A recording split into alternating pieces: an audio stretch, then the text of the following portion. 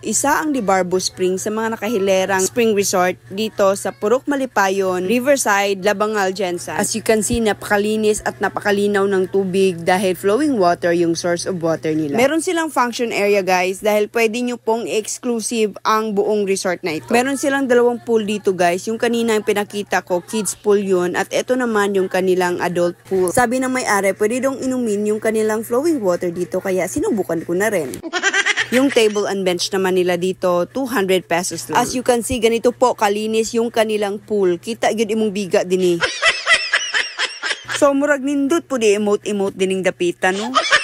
Entrance is 50 pesos for adult and 30 for kids if daytime. Open sila till 10:30 PM lang. So, nighttime rate is 50 pesos for adult and 30 pesos pa rin for kids. For exclusive views, 4,500. Including these 2 pools, whole area na talaga at for unlimited people pa. With wide parking lot din. At alam nyo bang, ang dami pa talagang nakahilerang spring resort dito. So, iisa-isahin ko po ito sa susunod na mga content ko. Thank you for watching. This is Gracia. Follow me for more.